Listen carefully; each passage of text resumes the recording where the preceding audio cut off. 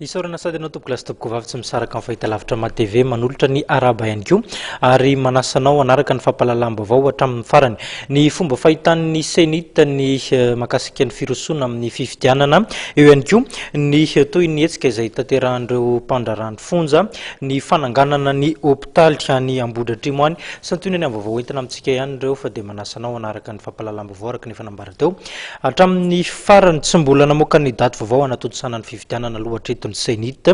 anisan'ny andrasan'ity komisiona mahaleotena mahakasika ny fifidianana ity ihany koa ny fivoahan'ny kandida amin'ny fifidianana filoham-pirenena izay horaisina na ihany koa hoavoaka ny CES vaovao ny avy eo anivon'ny senita moa dia nanambara fa mbola azo atao tsara ny manatanteraka ny fifidianana amin'ny volana oktobra fa misy fotsiny raha ny fanazavan'izy ireo ny toromarika tsy maintsy apetraka.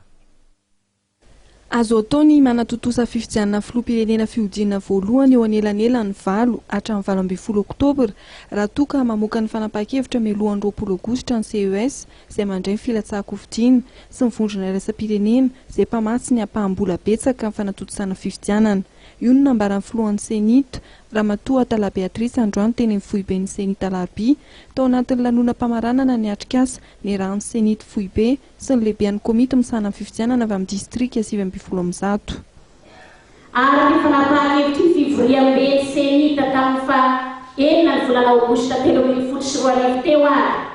izay niarahana tamin'ny manam-pahaizana manokana firenena mikambana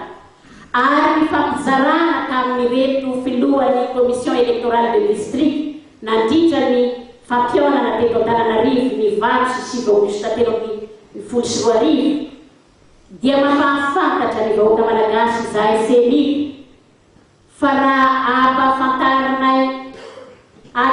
raha azonay ampahafantarinanay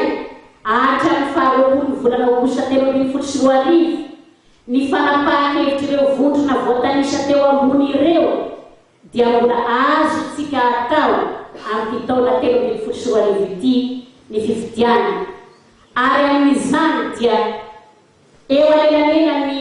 20 ka hatramin'ny 20 oktobra 2024 no ahafana manao ny fifidianana ny filohan'ny repoblika fihodinana voalohany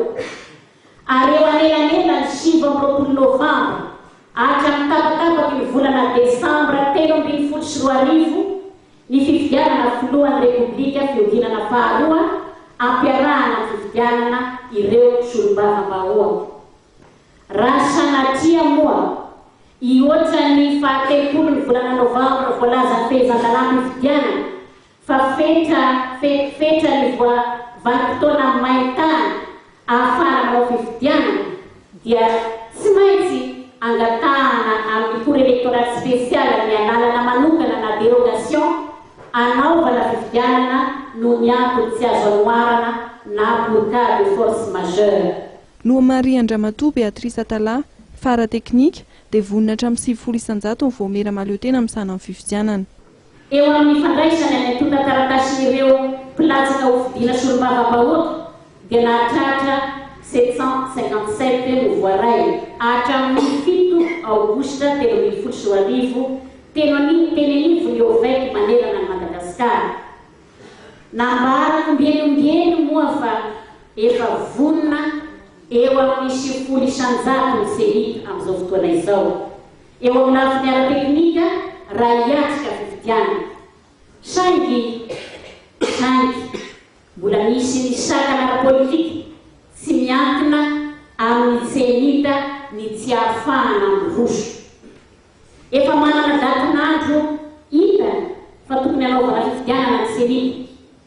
nefa tsy mbola tapa-kevitra ny amoaka izany ho fanta-bahoaka satria leomboanana amin'ny daty mihevitra lava izahay. Nosoritan'ny filohan'ny senita fa tsy azo tikaina ary andrasana ny fanapahan-kevitra avy amin'ny fanjakana ny sehatra iraisam-pirenena CES ary ny mpanao politika ahafahana miroso amin'ny fifidianana. Ny senita izay nanatotosa ny fionana nandritra ny 2 andro niaraka tamin'ny filohan'ny CED avy amin'ny distrika 7 ny zava-misy amin'ny fanatanterahana amin'ny zotra-pifidianana ny olana sy ny fomba fiasan'ny CED no jerena tao anatin'izany ary anisan'ny zava-dehibe nisongadina tao anatin'ny fionana ny tsy fampiana ara-pitaovana sy ara-bola.